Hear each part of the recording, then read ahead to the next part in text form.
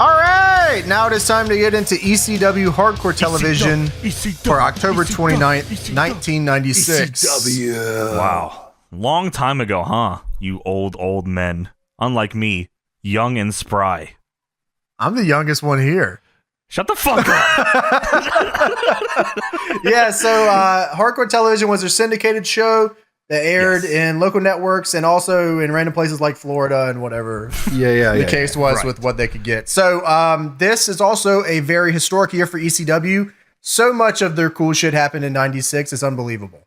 This is people talk about, the later years of ECW being the stuff they remember more, but obviously that's probably a lot to do with them getting more shows out there. But 96, 97, that's like the ECW years for, all the stuff that most of the stuff that's replayed and talked about in terms of story and fucking crazy shit happened during this time.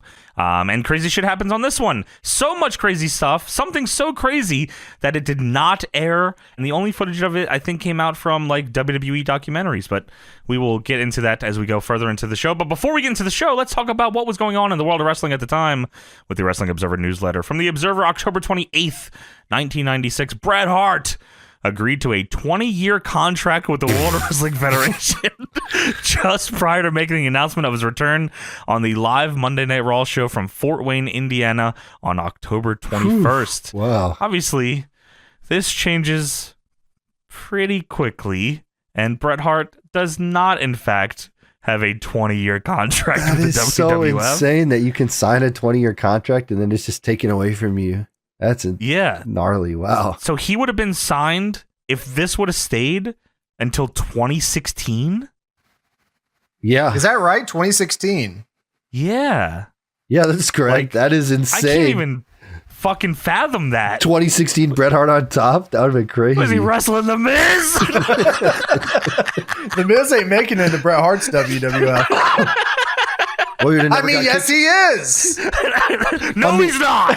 No, he's fucking not. He would have never got kicked by Goldberg, and his career would be going strong until that's true. Tony Goldberg would come to the WWF, and he's kicking something. Wow, you're right. They would end up in the ring at some point. There, you're right. Yeah, Bret should have went to TNA. Is what really should have happened. I think everybody should have went to TNA though. Yeah. Bret would have sold out the Impact Zone every week for dude, free. Mike today would have been fucking throwing papers. Oh my god! His TNA theme would have been sick, dude. Oh, dude. Would have been awesome. Come up from a little tunnel. Tony, Bret in the tunnel, and they do the cam from the back as he's walking through it. With pink and black. Oh my god, wow. Bret should have went to TNA. Why didn't he sign a 20-year deal with TNA? He would be the king of the mountain, Bret Hart. Wow. He would have lost to Jeff Jarrett. He would have been hit with so many guitars. It's not even funny how many guitars he would have got. He would have joined Planet Jarrett. Damn, and then he would have went to New Japan. This is a good run. I'm just imagining Bret doing everything AJ Styles did now. Then he goes to AEW, and wow, what a run. Yeah, that sounds awesome. From the Observer, November 4th, 1996, in ECW News, on the October 25th show in Jim Thorpe, PA, after the Gangsters beat the Eliminators in the main event, I'm sure you're shocked that the Gangsters are facing the Eliminators here. A police officer from a nearby town and New Jack got into it. I'm sure you're also surprised that New Jack's fighting police. Who started it depends on whose version one chooses to believe, but New Jack hopped the guardrail after the guy, and punches were exchanged, and Perry Saturn, Bubba Ray Dudley, and maybe Taz ended up out there, and there was what was described as a riot lasting from 15 seconds to 3 minutes, in which New Jack ended up collapsing and paramedics came. Although both ECW and WWF as of late are doing angles with so-called fans getting beaten up by wrestlers, this definitely wasn't one of them. And maybe Taz. I love that. He just wasn't too sure. Could have been anybody. A lot of guys look like Taz in the Jim Thorpe, PA area. In WWF news, they started doing televised features on someone named Dwayne Johnson, who will go as Rocky Maivia to honor his father and grandfather, and showed tape of both of them in the WWF. Dwayne Johnson. Anything here? I hope he does well. See, I was thinking the opposite. I hope he goes to TNA. Dude, imagine Dwayne Johnson in the tunnel. I mean, like, what the fuck? More WWF news. Chris Candido quit at the TV tapings because they didn't have a role for him and wanted him to stay on to teach new talent. And he felt that at 24, it was too young for him to be out of the ring and teaching new talent. So he quit to go to ECW and probably will go to All Japan in 1997. Candido apparently is also leaving over heat with Shawn Michaels, who surprise. would get upset at him using hot moves in prelim matches on the house shows, moves which he thought were apparently his domain. He was doing the blonde bombshell. That's Sean's domain. Yeah. You don't remember Sean doing that all the time? He passes it down to his cousin, Michael Shane. Shane Michaels. Last thing here from the Observer, November 11th, 1996. This is in regards to the show that we watched here. I'll save this part for when we get to this part of the show because I don't want to jump ahead too far. So let's get into ECW Hardcore TV, October 29th, 1996. So we kick off Hardcore TV with a clip of a scaffold match at High Incident. Yeah, so ECW would do big arena shows, and then they would use that to feed to the TV for weeks to come to build up to the next one. So this is like building to the 4th annual November to Remember. I watched the re-C-dub version of this on Archive. Shout out to the re-C-dub team. Shit's fucking awesome. Thank you guys so much. Well? Yeah, I watched the re-C-dub too, and I think it's always very cool to see that. Yeah, man, I can watch it on Peacock, but there's definitely a charm to watching it in its original capacity, and it's so easy to fucking access. So shout out to them for the hard work they put into that. So yes, recap of High Incident from October 26, 1996. Tommy Dreamer versus Brian Lee in a scaffold match. This might be one of the first ECW things I saw. The clip of this, the clip of Dreamer beating this fucking dude in the head as they are hanging on top of a scaffold, and then this dude falls through a billion tables. I don't think I've ever seen the actual match. I've only seen that clip. I've never watched. I can imagine it's them climbing and them setting up tables, and I don't know. It looks like some snuff thing you download off LimeWire or something. Yeah, right. You download it and it'd be like, holy fuck, what happened here? Is that guy okay? This thing is horrifying. Also, I don't know if you guys know this. This scaffold for the Dreamer 911 scaffold match was built by the Sandman. Oh, nice. Yeah, I guess he was a carpenter, and he built It's gonna swing. What do you want? Dreamer! And I think the story goes he built it the night before and then fucked a girl on it the same night, and then they had the show the next day. Oh, nice. Wow. Yeah. That's cool. He's got tested out. Was it his wife?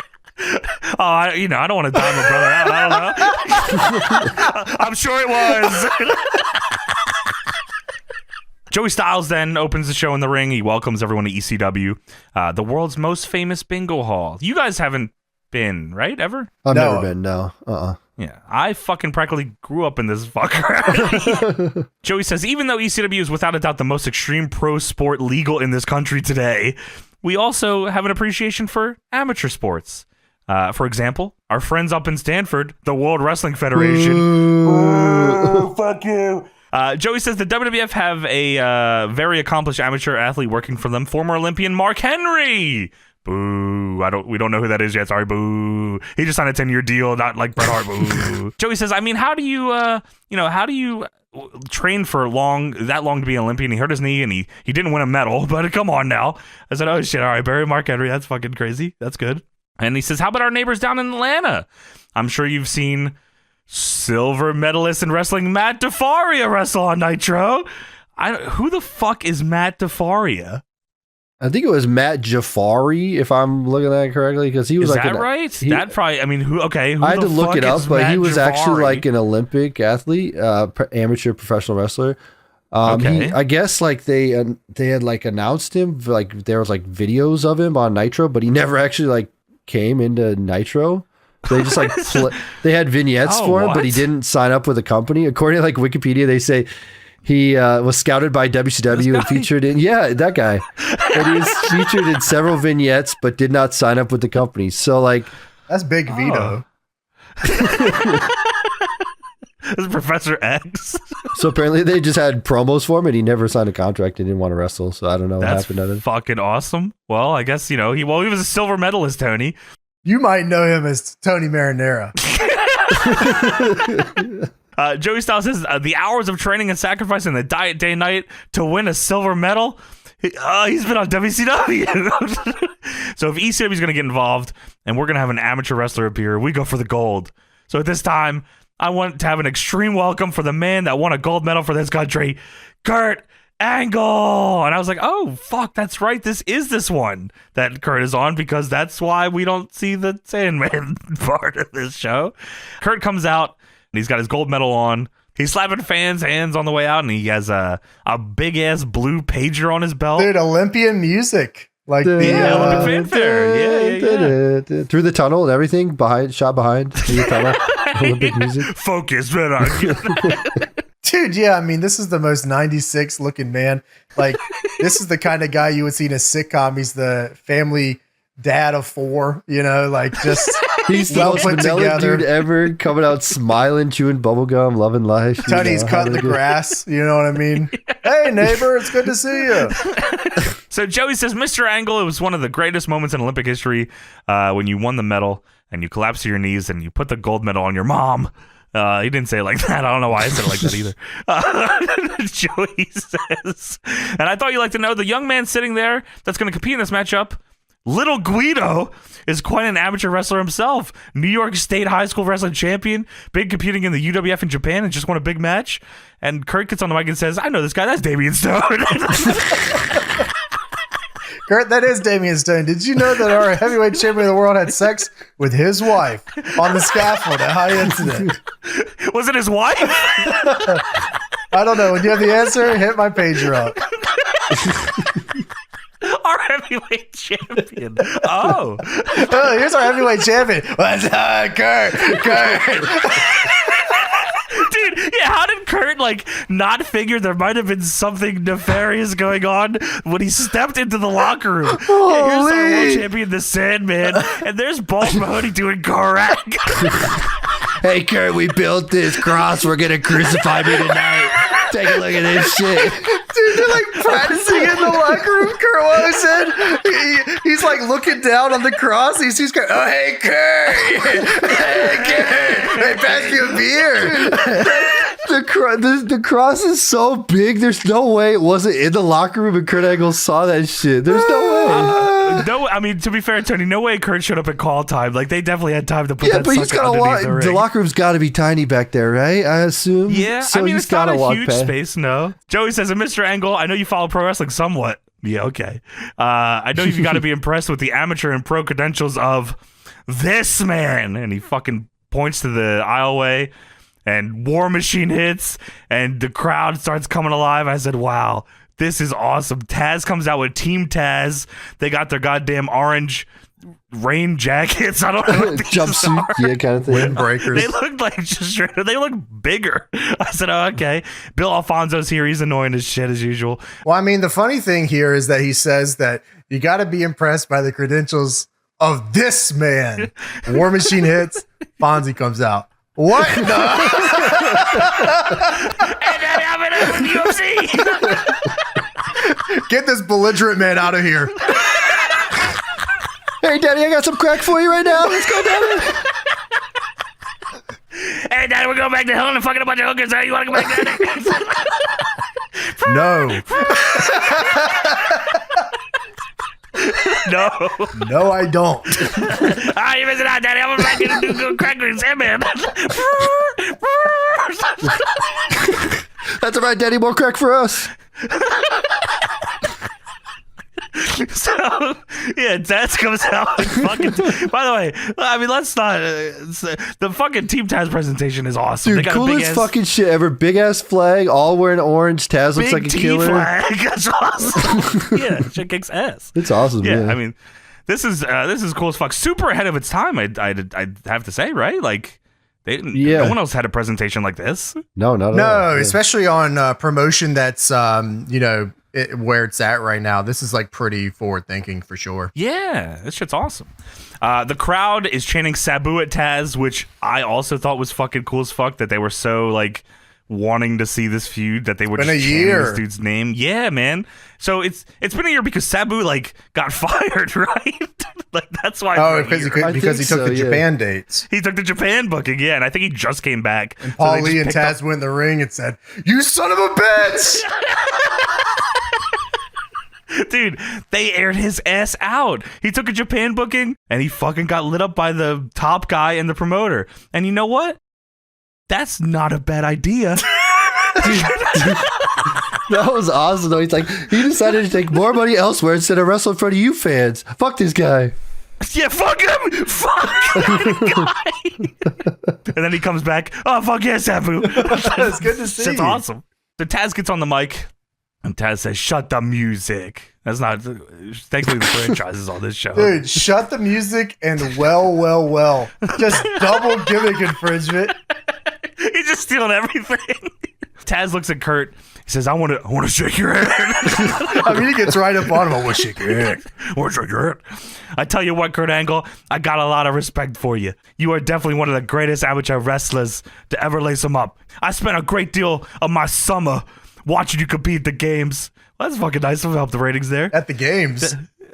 Yeah, you know, X Games. But you know, I spent more of my summer watching myself on TV.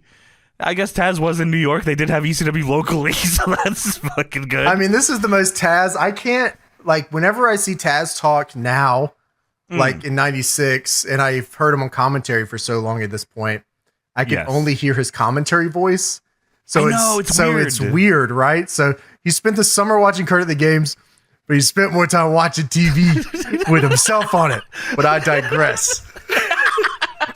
You know, that's all I could think about was him. I know he wanted to say, but I digress. Taz says there was a time that he even contemplated competing for the wrestling team of the United States. But you know what? I'd rather make money. All right, listen, don't pretend that this crowd doesn't know the money situation with ECW in 1996 or anytime. Hey, everything's fine. Wait, you guys get paid?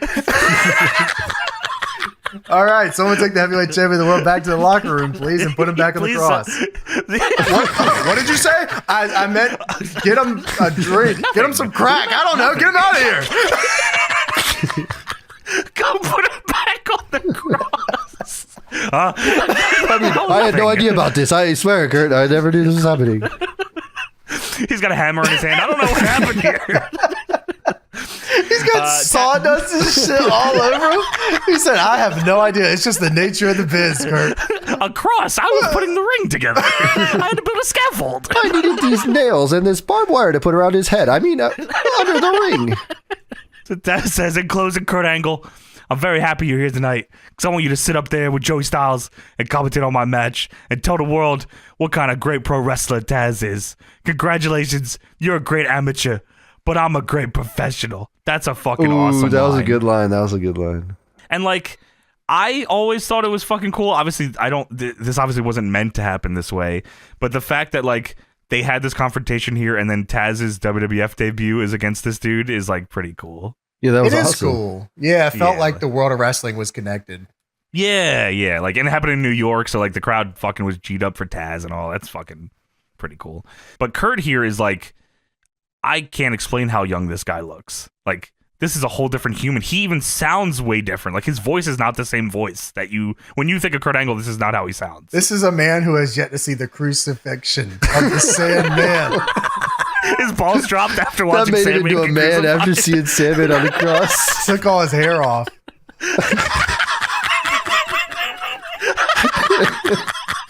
His hairline receded so fast. That's the type of shit that changes your life. He watched Raven walk out and he called himself Scott Levy. He said, wait, I thought his name was Raven. You thought his name was Raven? He was more pissed they ruined kayfabe for him. You thought his name was Raven? I just smoked this crack pipe. So, the match we have here is Taz versus Little Guido shoot fight. And I said, shoot fight? That's right. My shoot fight is, by ECW's rules, you either win by submission or knockout. And I was like, oh, fuck. I don't know. I assume they were doing a good amount of these for Taz around the time. Yeah, probably. Yeah, that was probably his match, right? Yeah, that's right. And Kurt Angle, I assume, has never seen wrestling. He says he has. I doubt it. Dude. So he's probably like, whoa, wrestling's like this all the time? Wow, why does any dude, he was You're telling me your heavyweight champion wrestles shoot fights? Well, it's a different kind of shoot fight, but yes. he's shooting all right up. He fought Godzilla one time or whatever. Kurt Kurt is calling this like a shoot. Like they didn't like give him the Iggy about anything. No, they never smartened him up. No way. He's confused about everything. He's like burying the whole match. Yeah, so Kurt Angle's on commentary with Joey Styles here. And there's sounding. Yeah, and they have a little picture in a lower third that says commentary by U.S. gold medalist Kurt Angle on the screen. It stays on the screen too. I imagine that people in the area, this is probably a big deal, like especially because back then I feel like the Olympics were a much bigger deal. I'm not saying they're not a big deal, but I feel like the general consensus for the Olympics was a lot bigger in a world where everything was a little more centralized back then, right? Okay. There was like four fucking things going on in the world at one time, right? Like you watch The Simpsons or you watch the Olympics, It's like, all right, which one are we watching today? That's fucking real shit, actually. You're right. So, I imagine this got them some good press for sure, especially probably in the Philly area, which is where they wanted it the most. So, I mean, Kurt was from PA, so like that, probably some steez there too. So Kurt is totally confused by the rules. He said, what are the rules in this wrestling? Yeah, I understand in this wrestling, it's either chokeout or knockout or submission. I wasn't sure. Okay. So Guido and Taz are grappling to start here. Guido escalates it with some kicks to the chest.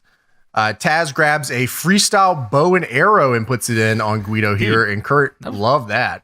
Dude, that was pretty awesome. And he's asking a ton of questions here. Kurt says, okay, what happens if they get in a stalemate? And I think Taz had like Guido in like a knee bar or something.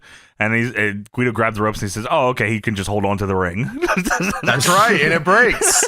It's like going out of the square in a wrestling match or whatever, Freestyle bow and arrow just looked like a twister also. That shit looked awesome.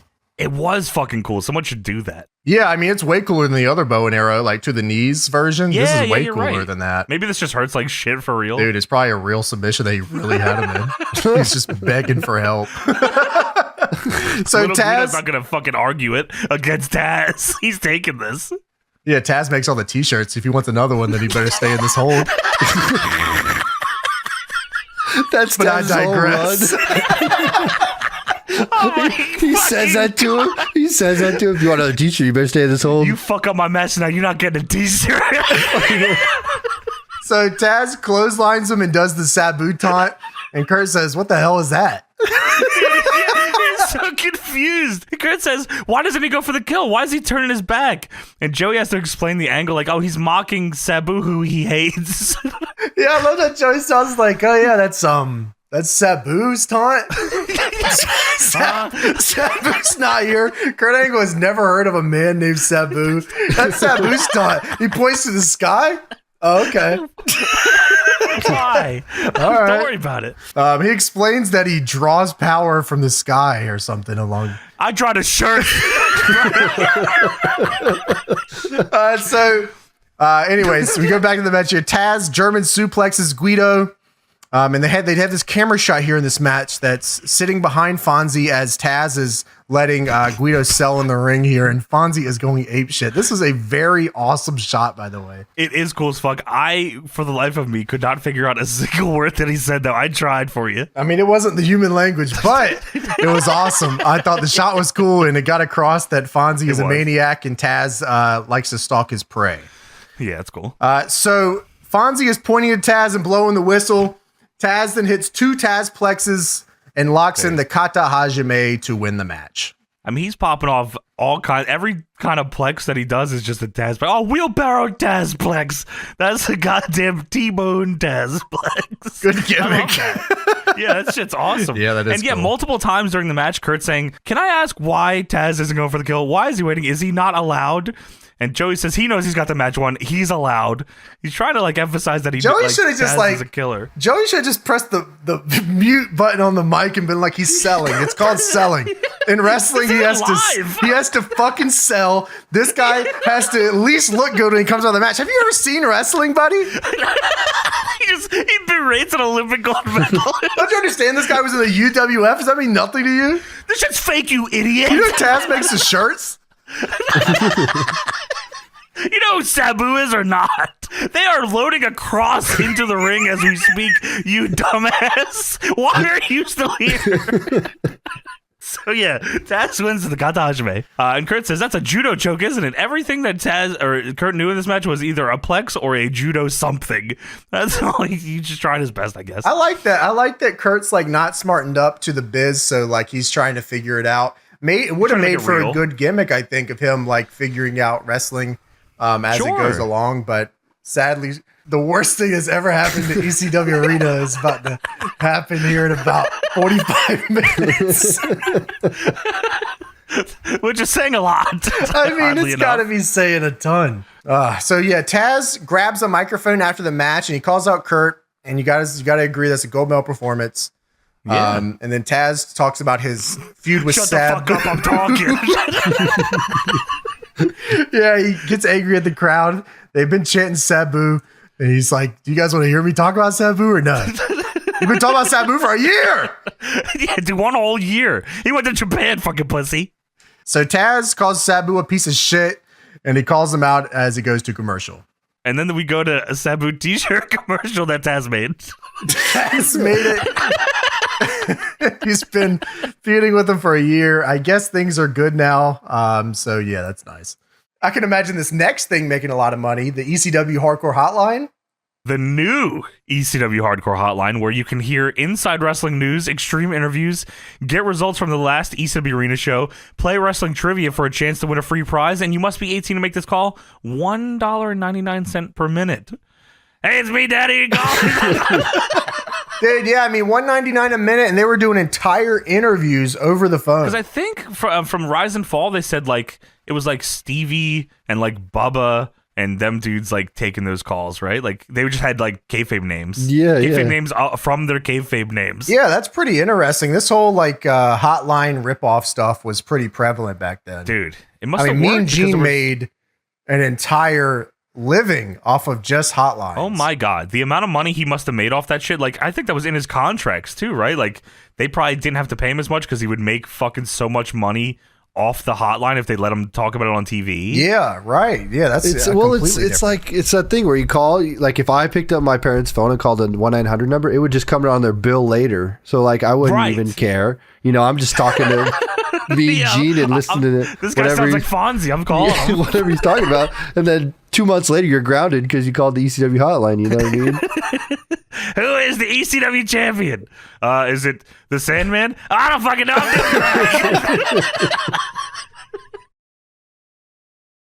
All right, so back to the show here. Yes, $1.99 per minute. Taz won. That's the only thing he says. Right Taz now, saying it. I won, brother. The show wasn't as good. The Taz match was awesome, and Taz won. You want a t-shirt? Holy shit! Best match of the night, Taz. So Joey puts over Kurt Angle again and says that him coming to ECW means something because he turned down WCW and WWF to be here. And we feel very bad for what is to come. Sorry. Sorry about the ending of this show, you know? Kurt, we love you, Kurt. Thank you, Kurt. So Shane Douglas with Francine takes on Tony Michaels. I thought it was, is it Tony or Cody? Oh my God, is it Cody? It's Cody Michaels, yeah. You know, Sean's brother. I like Tony Michaels more, though. I swear to God, it was Tony. Come on, Cody Michaels is awesome. Do you know anything about Cody Michaels? Do you want to know anything about this guy? I don't know anything. Well, he after pro wrestling, he continued his involvement, and he was an associate producer, booker, writer, and creative team member in Wrestling Society X. Really? Oh. Yeah. Nice. Tony Michaels. Talk about that. I mean, Cody Michaels. Whatever. I'm calling him Tony Michaels for this segment. I wrote down Tony. I can't change my notes now. There's too many Tonys down here. Tony, you understand. Yeah, Tony Marinara, Tony Yeah, Pizza. so once he retired, he did that, and then he did Ultimate Cage Fight Championships, MMA live events, Rumble on the Rivers in 2009, and then produced some XPW DVD national releases or something. Oh, that must have been either the compilation or that was because they like came back for a show and it was fucking I can't remember. Big Vision Entertainment. Yeah, he was part of that, I think. Yeah, dude, Big Vision was cool for a minute because like they had like they like partnered with a bunch of indies and stuff and were making compilations and like. They're making compilations? They were making compilations. Dude, I say that word like that now because of you. Like, I can't not say compilations. No, I do remember that. They were in like the video stores. You could buy the compilation. Yeah, they had like, the compilations. They got indie compilations. But they were like, they were like store, like you can find them in like FYE and shit, but they had like a monthly subscription that I was signed up for and they would send you DVDs. And there was a fucking time, wow, I completely forgot about this. So they were definitely like behind on sending me DVDs for like a good 4 months. And my mom was like, what the fuck? So she like hit him up and was complaining.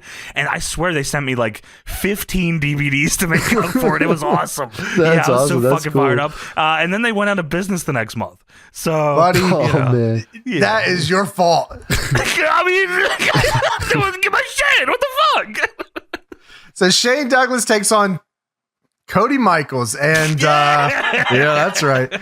Shut up, all you smart marks. Shane Douglas is so Shane Douglas here, which is like, you know, what you want, right? Like he's still got the confidence of Shane Douglas and still has the steez to like have cred to talk this kind of shit, which goes away here soon when he goes to WCW because then he's just a bitch. Well, he's the ECW TV champion here. He is the TV champion. Joel Girtner joins commentary. This is Joel Girtner before he's like pervert. Joel talks about Kurt Angle. He says that Kurt Angle and him have a mutual friend, a former wrestling coach, and seeing as Joey is inviting color commentators to come out here, Joey says, no, I don't fucking want to work with you. And Joel says, you didn't take this attitude with Kurt. And Joey says, Kurt Angle has a gold medal. And Joel Girtner says, I have an Atlanta 1996 gold MasterCard and a trust fund. So Shane says, take a look at that man who broke the neck of a man who said his neck couldn't be broken. He's talking about him breaking Pitbull #1 Gary Wolf's neck. Everyone's neck has been broken at ECW. He could have been talking about anybody. Dude, I definitely thought he was talking about like Sabu for a second. And then he looks at the crowd and says, shut the fuck up. Dude, everyone says that every segment. Shut the fuck up. That's how you get heel heat here, is you shut the fuck up. We have a great wrestler here tonight, and he's going to make a damn sure that everyone knows what kind of wrestler I am, what kind of wrestler Taz is, and you will all get a wrestling lesson tonight because you don't deserve to see a champion like me. I thought for real he was going to say, this is a job guy here to make me look good in a squash match. Like, I thought those were the next words. Give him a few more seconds, and he was saying that for sure. Yeah, that's true. You look like you work for Big Vision Entertainment. You work. I want to be the first XPW champion. You want to go there?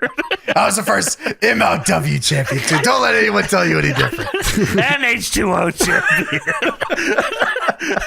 Look at my reigns.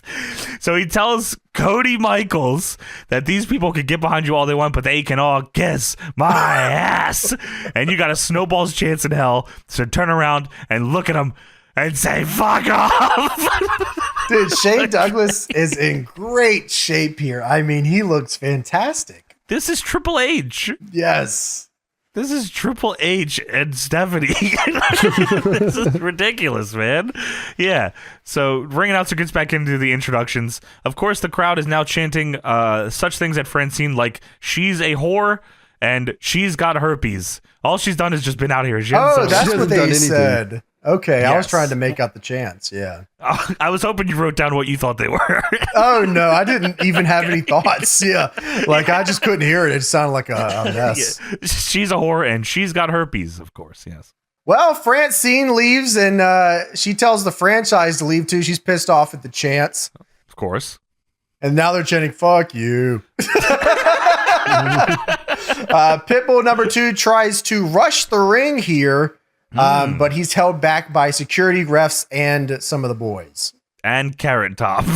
Dude, yeah, wow, that was nuts. What the fuck was that guy? I've never seen anybody like that in my life. So if you remember, that Carrot Top guy is the guy that was in the front row when Brian Pillman debuts, and he takes a swing at Pillman, and Pillman dumps him over the guardrail. Oh, nice. I thought that was Al Snow. That is a different guy. That guy takes a clothesline, and that was not Al Snow any way, shape, or form. So Al Snow looked like Carrot Top at this point? That's pretty crazy. Yeah, that's where Head you know came how. from. Yeah, you know how that goes. So we go to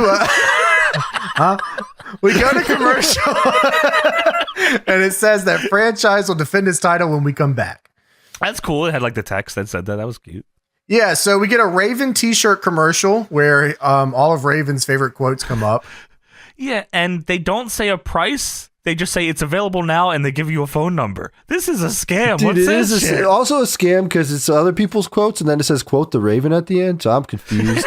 Shakespeare and shit. Edgar Allan Poe. I'm so confused. There was a quote there from Scott Levy that said, "Sorry about the ending angle on this show."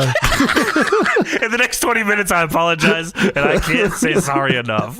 So we come back in the middle of the match where Cody Michaels, yes, right, Cody Michaels, where Fuck Cody yeah. Michaels is actually in control. Dude, he's on which fire. Is nuts. Yeah. Franchise then rakes his eyes, but Cody Michaels, God damn it. Give those guys some Dude, respect. I'm sorry. His name is Tony in these notes. Cody Michaels sends him to the outside. That's what I've written down here. Joey Styles is fucking fired up. He says, Cody Michaels gonna fucking win, and he smells an upset. Okay, so then Cody Michaels, Yes. not to be confused with his brother, Tony Michaels. Tony Michaels. Shane's cousin. Michael's Shane. Shane Michaels? All right, so Cody Michaels with a chair on the outside. Right. Cody Michaels with the chair on the outside. And he runs and hits the franchise with it. That's allowed. Yeah, that's not only allowed, but it's encouraged. He's sweet up. Dude, Cody Michaels is on fucking fire here, bro. Dude, he looks great. He's doing well. Cody Michaels sits the franchise in a chair and then hits a cross body to him in the chair. That was awesome. Off the apron. Yeah, like I swore that was going to be flip bump onto the chair because that's what happens usually now. Yeah, that's a fantastic spot. Like that's cool. awesome, dude. Yeah. ECW chant, yeah. So he rolls him in and it's a 2. Franchise then hits the standing divorce court and a tombstone pile driver. Dude, not only does he do a tombstone, but he scoops him up in tombstone position, and then unless I'm, just was making things up here, I swear he fucked him in the face and then did the tombstone. It was like if Road Dogg did this move, is what happened here. Oh, yeah. I mean, I thought maybe he was, just trying to get him in a position so he didn't kill him, but... yeah, maybe you're right, but it looked to me like he fucked him in the face. Yeah, I mean, I can see that. So the ref then goes to stop the match. He's seen enough face fucking in his days. And so the ref goes to stop the match, but Francine steps in front of the ref and says, "No." So then the ref just... Shane isn't going for the pin, of course. The ref then just says, fuck it. All right, whatever. Just keep going. Yeah, you're right. Sorry about that. I didn't mean to try to end the match. My bad. So franchise then deadlifts him up, screams "fuck you" at the crowd, and then hits the belly to belly to win. That's awesome. And yeah, he yells "fuck you," and Joey says, "I don't think he said I love you." So Francine then tells the franchise to come back in and do something. What was she signaling for? Break his neck? Maybe, yeah, I think that's right. Break, because he's breaking people's necks. So it looked like she was like stab him in the neck. I was like, that's a different wrestler on the show. Yeah, is that what the franchise does? He comes in and stabs Cody Michaels in the neck. That's getting fucking franchised. So if you could think of all the ways in wrestling that you could break somebody's neck, I want you all to think about what that is. There's a lot of them because there's been a lot of moves over the years that do this. Maybe just a neck breaker. neck breaker, maybe a pile driver. Maybe a tombstone pile driver. Tombstone without theatrics where you fuck his face. There's a lot. What'd you say, chart buster? Chart buster? Yeah, you could. Like, there's a lot of them, but no. Owen Driver. Owen Driver, that's true. There's a lot of them. James, what one does Shane Douglas try to break Cody Michaels' neck with? The Hurt Lock. Swinging Hurt Lock. Maybe in 1996 this was like over. So like, okay, but like to me this looked fucking ridiculous. He has him in a full nose and he's swinging him around in the air. His legs are dangling. Oh, it's gonna break his fucking neck. Yeah, so I mean, this whole thing is pretty ridiculous because Pitbull number 2 decided that he has to look really, really good tonight. So Pitbull looks insane. Dude, Pitbull number 2 comes out and franchise powders as everyone tries to come out and stop this dude again. Yes. The franchise comes back in with a chair and tries to hit him with a chair in the head, but Pitbull just no-sells it. He no-sells it crazy and he fires up, which of course leads to Shane running away. A Looney Tunes-esque chase ensues around the ring until... That is the greatest way to put it, because it is, like, I don't know if they meant for it to be funny. I imagine it was not meant to be funny, because this is an angle about this dude, Shane Douglas, breaking this guy's partner's neck, but the ridiculous manner that Pitbull chases him and the length of time that he chases him is outrageous. And Shane Douglas is taking like a brisk jog. He's not even running. He's like barely running. Well, there's so much shit around the ring and so many people. There's 40 dudes. True. There's fucking all the announcers and ringside guys and tables. There's a cross here. Roamer cameras. There's a cross. Why don't you go ahead and put that back there real quick? Kurt's still out here. Oh, sorry. He's jumping over the cross to get in the ring and trying to get out of it. Sandman's still on it. Kurt Angle's asking, what's going on? Is that a real move? Is this a shoot or a work? I'm not sure what's happening here. Yeah, does he really break his neck with anyone else? So Pitbull chases him around the ring until the franchise... Tony, you put it great, by the way. He's briskly jogging around the ring. And it's even funnier when he gets back in the ring, he's still briskly jogging. And then it's Francine, and it knocks her down and knocks her out. This is the most ridiculous way I've ever seen anyone knock anyone over. He just, not even closer, he totally shoulder checks her. She flies on the ground like she's dying. Oh my God, Tony. He's not even close to her, and then he just takes a beeline over to her and knocks her over. It's so funny. Tony's saying brisk jog makes me think, like, now I'm picturing Shane Douglas doing the Santino run. Dude, I was thinking, like, very exaggerated shoulders. That's what I was thinking, too. He's doing a brisk jog, knocks over Francine like crazy. On a pitbulls. You son of a gun.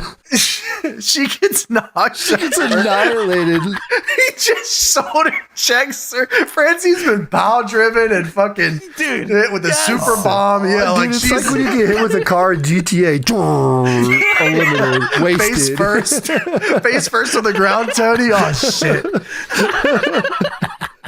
Yeah, so he briskly walks to the ring and then shoulder checks Francine.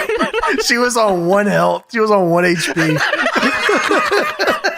And what would you think that would lead to? Maybe someone being upset about this? Or franchise knocks her down and then gets out of the ring. And then Pitbull looks at her and he goes to pick her up and then all the boys grab him. Dude, he fucking goes. He looks at her laying on the ground and he starts beating his chest. It's time. He picks her up, as James said. Then all the boys fucking pull him off of her. Then Shane Douglas. So I just want to let you know, this is where I thought this segment was over. I was like, okay, Pitbull goes to pick her up, but the boys grab him. Okay. And Shane will obviously drag her out and we're out of here, right? Right. But no. Shane Douglas is now back in the ring. The boys, including Carrot Top, are holding the Pitbull number 2. Pitbull number 2. And Shane Douglas leaps over the guys, hits him in the head with the television title, which Pitbull number 2 once again no-sells. Dude, oh my God. This felt like this was not what they were supposed to do. Yeah, and they're just going for it. Yeah, we filmed it. We can't cut around this. We have to get this shit in here. So he no-sells the title shot. He goes after Shane again. He's bumping everybody in the fucking ring again. And then, is there a commercial here, or is it just like it goes to this Joel Girtner part? No, dude. So franchise powders, and then the pit bull is walking around the ring pushing guys. They all get out of the ring, and then Joel Girtner slides in the ring with a sport jacket and no shirt on. Hairy chest. And Joey Styles says, "What is this hemorrhoid doing in the ring?" He was just on commentary, so he got down from the Eagles' nest and just ran over here. I have to announce the finish of the match. He's trying to prove his worth here at ECW. He's going to come down here and let it know. So the crowd's chanting, "Fuck him up." And Joel Girtner says, "Ladies and gentlemen, the official time of the fall." And Pitbull's looking at this dude like, what the fuck? I just no-sold everything. What more can I do? And he walks up to Joel Girtner, and Joel says, "Excuse me, you're in my camera shot." And he pushes him away. That is nuts. You just watched the guy no-sell 40 shots to the head. With a title shot and all, and a brisk jog. And Joel Girtner says, "The official time of the fall, not even enough time for me to get my dress shoes on. Your winner, and still ECW. Oh shit." Pitbull then grabs him and takes him over to the ropes, and then Fallaway slams him over the ropes onto all the boys on the outside. Holy fuck. And then he gets his music and he celebrates. So November to Remember 1995, that was last year, remember that? It was. So buy it now. Get it on home video. The Sabu's return to the arena. See him take on the Shah. Yes. He's reintroducing him to hardcore, brother. Also, check out the Sandman and Cold Scorpio's battle with the Public Enemy, and the shot they show is Sandman dancing. Going nuts. Fortnite emoting. Check this out. That's me when I get a #1 victory royale. Do you remember Sandman's period on Twitter where he was constantly winning at Fortnite? Dude, good era. Taz's shocking betrayal of Todd Gordon on this show, and the unedited, uncensored, all-out war between Raven and Cactus Jack as they collided with Tommy Dreamer and Terry Funk. And then we get another recap of November to Remember from last year again. I'm not sure why. Hype Central. So Joel isn't there because he just got his ass kicked. So it runs down the shows again. And then it has a screen at the end here that says ECW acknowledges and appreciates the assistance of the following in the production of this TV show. And it lists all these things. It lists Tommy Boy Music, Matador Records, Death Row Interscope, DGC Records, House of Pain, and Stonecutter Media. So thank you to all these companies for allowing us to use all this music. So it goes to the back after it says that, and Joel says, "I'm not going on. I want my mommy." Like, yeah, full just monotone. He's fucked. He's fucked here. Then we get Chris Candido versus Spike Dudley. Hey, yeah, so Spike was already in the ring, and they go backstage to Joey, and Joey says, "Let's give an old-fashioned homecoming welcome to his opponent, who should be a familiar face to us all." And it's fucking Chris Candido. Chris Candido comes out to Back in Black. Joey Styles says, "The face looks familiar, only the names have changed to protect the guilty. The guilty of not appreciating true talent, that is. Chris Candido is in the ECW arena." And then there's a huge Candido chant, followed by a "We Want Sonny" chant. And I believe there's also like a Sonny thing later on, because I think Sonny's in the Eagle's nest, and the crowd can see her. Like, that's what I thought too. Yeah, I think that's right. They were chanting something else. I just couldn't make it out. Oh, it was "Skip is Dead." That was the other one. Oh, okay. Yes, sure. because that was what his WWF gimmick was. Sure, okay, that makes a lot more sense. I was like, what the fuck could they possibly be chanting here? Shit is ass. So, yeah, Candido and Spike Dudley, little match here. Yes. Little Spike Dudley also. Candido out here, he out wrestles Spike to start the match. Spike tries to use his agility when his wrestling won't work, so he hits a head scissors, but Candido just German suplexes him right on his head. He fucking released German dump Spike on his head. Like, we're not even in the era of Spike really getting his ass kicked yet. So that's like, they're like, oh, this guy can die? Let me see more. Yeah, let me see more. So Candido is in full control now. He hammer throws Spike into the buckle, Brett style. Dude, he dies on that too. He hits the buckle with his chest, but also his face. Yeah, because I guess he's so short, right? So he just takes it face on.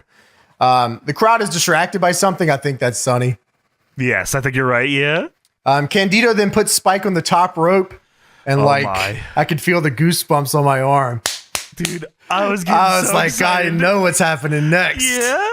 So Candido goes up, man. Spike Dudley's sitting there. Candido goes up, man. Blonde Bombshell stands all the way on the top rope. This shit is otherworldly, man. Good Lord. My God. Blonde Bombshell is a fucking power bomb where Candido stands on the top rope with you and then power bombs you both while on the top rope into the ring. It's also like he throws you, right? Like you're going. Yes, and it is fucking awesome. It's one of my favorite finishes ever. Dude, it's got to be one of the best moves of all time. Like if I saw this, that's the world champion now. I mean, dude, this is the most like top guy finish ever. Yes, man. Like what the fuck? This shit's fucking so awesome. And Joey Styles says, "Oh my God." Yeah, I'm showing this on everything. Yeah, anything I can. This is the kind of shit that happens out here. It's Spike just getting launched. Dude, how do you even land without rocking your head? Like he probably was fucked up from that. And Candido pins him after. He like lays him for the pin, does a push-up, lets go of the pin, and the referee just counts to 3 anyway. Like, this shit's done. So Candido grabs the mic and cuts a promo afterwards about obviously leaving the WWF. Yeah, he says, I want you all to know I made my decision earlier this week. The WWF has taken my wife off the road doing WWF Livewire. And Joey Styles says, Bruce from Connecticut might call that, which that was when fucking Paul Heyman called in. He was Bruce from Connecticut on Livewire. Candido says, I don't have a bad thing to say about anybody, man. There's a lot of stuff I wouldn't have if it wasn't for Vince McMahon, but I want you guys to know I gave my notice to come back to the place that I was at the very first show in this building, and I'm proud to be back in the most famous bingo hall in the world. I'm proud to be a part of the guys that bust their stinking ass every night and not a locker room full of assholes. Like Cody Michaels' brother. Tony Michaels, too. Michaels shades. And I'm here now to raise this place up to the upper echelon of this business, to take it from the miserable, stinking shithole it is right now. And then he does the fucking up yours and then he leaves. That's awesome. Okay, that was quick. No problem. Great everything here. Like they're happy to see him and not anymore. Fuck you. So 2 Cold Scorpio versus the Sandman. That's going to be your main event for this episode of Hardcore TV, ECW heavyweight title match. Yeah, 2 Cold Scorpio and Sandman I'm pretty sure they're boys here. Like that's the story, right? They're best friends, and Scorpio is getting a shot here. I'm pretty sure the crowd's pretty behind Scorpio. In fact, I think they want him to win this. Sure. Sandman is right now a top guy and will continue to be a top guy forever. Yes. So it's like you can always go back to Sandman, but everyone's always excited to see someone new take that spot too, right? Yes, that's right. And Sandman, as you said, top guy here. He comes out with Sandman shirt and what I think is barbed wire pajamas. And he the beer that he drinks is, he holds it. He might as well have tried to hold it to the ceiling. Like this shit is a fucking fountain down his fucking face. Yeah, he's got the pants on, cracks a beer. Like, cool dude. So we come back from commercial. Scorpio has a wrist lock on the Sandman here. We're getting right into the action. Scorpio grabs a chair and Sandman grabs his cane and they meet in the middle of the ring.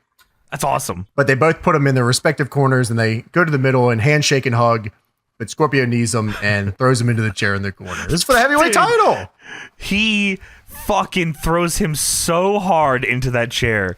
And then the story of, the next part of this match is Scorpio stopping Sandman from getting the cane, which I thought was awesome. Yeah, so Scorpio starts using the cane on the Sandman. Sandman ducks under Scorpio and goes for the cane, but Scorpio stops him with a kick. I thought that was really well done. Yeah, I like the story here. Scorpio with the Alabama Jam on Sandman for a 2. I wrote that down too. Dude, I like that Scorpio is just spamming top rope moves.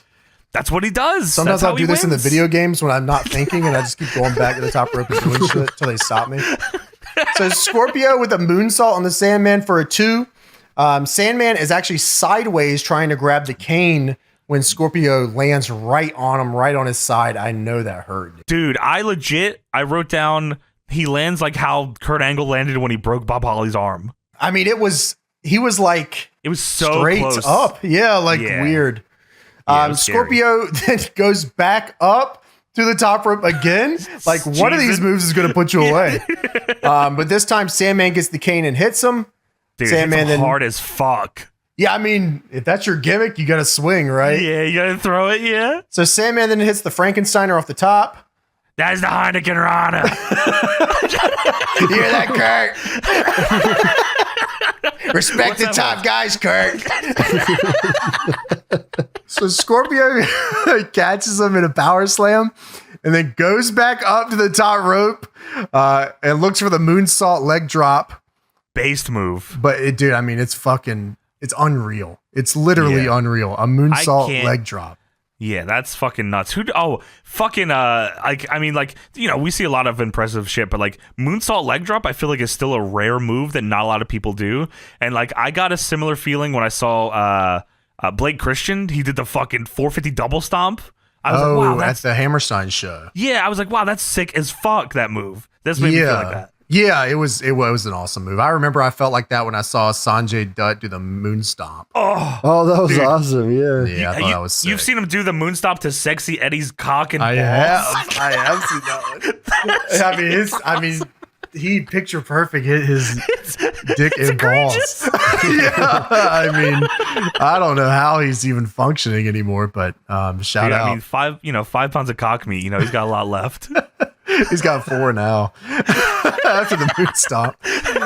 So Scorpio looks for the moonsault leg drop, but misses. Lands fucking mean on the mat. Dies. Yeah, and like the ring is not moving. Like I can't imagine that one. No. And Sandman crawls over and pins him for the 3. Scorpio kicks out at 3.1. So Sandman just escapes as it backfires on Scorpio here and is able to beat his best friend. I think there was bullshit chants. Oh, was there? Is that what it was? I swear that's what I think it was. I think people might have been tired of Sandman's run here, like as champ. He might have been 3-time champ by this point. Oh wow. Yeah, there's a good chance. I also think that they're excited to see the next angle, right? Coming up here. Of course. Yes. Right now. So it's time to get into the nitty gritty here. So Sandman wins, as James said. He's now celebrating with the cane and the championship. And out comes Tyler Fullington, Sandman's son. Because for months now, Sandman's son has been brainwashed, as has Sandman's wife, who he may or may not have had sex with on his scaffold the night before. My wife. Yeah. They have been brainwashed by Raven for a while, so Sandman's kid has been dressing up as Raven and following him around and yada, yada, yada. So this is like the first time in a minute that Sandman's son is in the ring. He's now dressed as his dad, and Joey says, oh, it's Tyler. He's just like his dad. We've been waiting to see this. It's like a feel-good moment. He's there, and Sandman takes a knee, opens his arms, hugs his son. The crowd's fucking happy. They're like, wow, this is awesome. What a sweet moment. Sandman has his son back. Even Joey says, that's great. And then all of a sudden, fucking Raven jumps the rail. He hits the ring. He picks up the Singapore cane that Sandman dropped to hug his son. And he fucking hits him as hard as he possibly can in the back of the head. That's his gimmick. Like he's got to send it. He's swinging for the fences. Tyler does the Raven pose. That just for a second. I mean, just for a second. Pops it a little, he pops it. He pre-pops it. Boom. Just so you know. Yeah. It's really like that, Dad. And Raven hits the fucking even flow. He kills Sandman. Sandman crumbles on it. And that's where the show ends. The TV show at the very least. But that's not how things really ended here. As we said a bunch on this show, I'm sure a lot of you have heard this story, but if you haven't, we'll go over it here. So, Raven then drags Sandman through the ropes where Meanie and Stevie have stacked 2 tables, or maybe a table on top of the Timekeeper's table. Raven drags Sandman on top of that and pile drives him through 2 tables to the floor.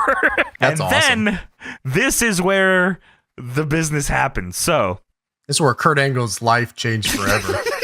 Yeah, I imagine Kurt's sitting in the Eagle's nest as this is happening. So he had like a front row seat. Yeah, dude. I mean, like what a coincidence of things to happen, right? I know. Like, yeah, and he's definitely getting no more pages from Paul Heyman after this one. Also, I think we lost him. So, under the ring is a crucifix, and Stevie Richards and the Blue Meanie are here, and they are tying the Sandman to a crucifix. They put a barbed wire crown on his head. They hoist the crucifix up, so we're on the floor. The crucifix is leaning against the ring, and Sandman is crucified. His son and wife are doing the Raven taunt. Raven's posing with the ECW title. This is like the most evil thing I've ever seen in my life. Like, this is fucking crazy, but it kicks ass because it's ever like, this is what Raven would do. Of course he would do this. And Undertaker symbolizes dudes in 2 years after. And it's okay. It's fine. It's just a symbol. He's symbolizing them. Yeah, that's right. Right. Crucifying. Well, I mean, he had the crown of thorns or whatever. Yeah, right. Which maybe a little. I mean, shit was badass. I mean, like Terrifier 3 had the crown of thorns. That shit was badass as fuck. Yeah. I mean, that shit was clean. And she's over as fuck. Yeah, that was cool. So like, Sandman's there. He's bleeding on this cross. They got crazy shots of it. Todd Gordon and security try to come out to they try to get Sandman off of it.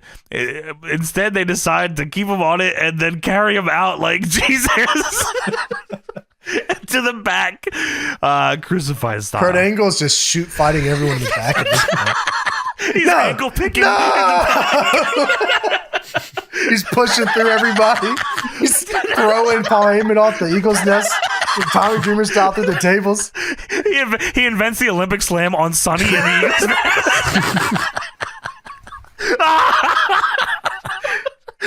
nest. Well, Kurt Angle thought everything was real. He should have came out and saved the Sandman. Just fucking help him. Yo, Kurt, help. And that's what happens there. And that is why Kurt Angle... So the word is that Kurt was going to come to ECW. Taz brought Kurt in. That was all Taz's thing, supposedly. And Kurt says that this offended him so badly that he got up during the show, went straight to Paul Heyman and said, "I'm leaving right now. I want you to send me my check. And if my name or face is seen on the same program as that Crucifixion, you'll be hearing from my attorney." And Kurt says that Paul said he had no idea that was going to happen. Paulie just walking by a large room with a huge crucifix in it that the Sandman's... Sawdust on his shirt. Yeah, Sandman's just beating with a hammer, putting it together.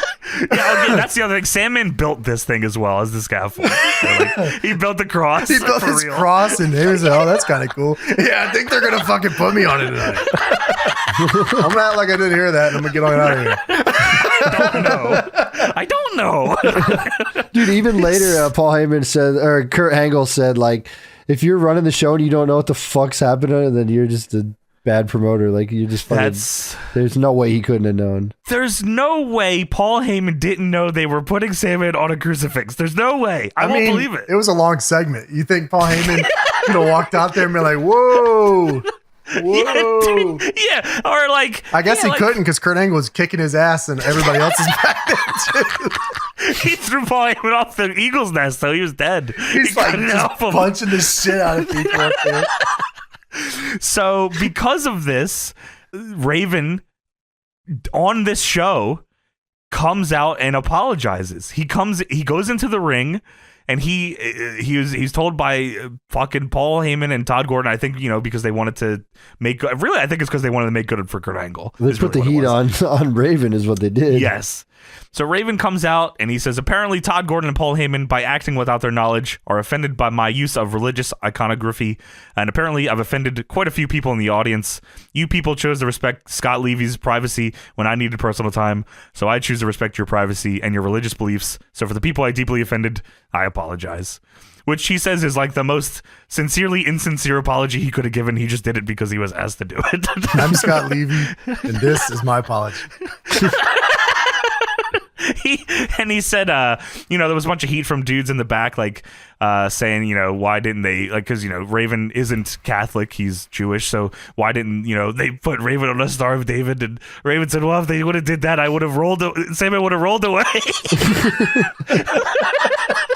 That would have been awesome. Wow. That's pretty fucking heavy. I mean, ECW did a lot of crazy shit, and, like, obviously there's a lot of crazy shit that happens in wrestling after this. I don't know where it compares, but, like, the fact that this like had such potentially a shift in the history of wrestling with how Kurt Angle's career goes is pretty noteworthy. So I think the big thing really with it is that, especially during the 90s specifically, and even the 80s too a little bit, there was the big satanic panic, right? Where, sure. Yeah, people were just like really on the lookout for that sort of thing. That was a big hot topic in America too. Yeah, it was. So I think that like kind of leaning in that way right there, just all of that timing up with that kind of stuff, you know, satanic panic with the whole country, Kurt Angle being there, right? I mean, like there's just a lot that this was just the wrong night to even attempt something of that nature.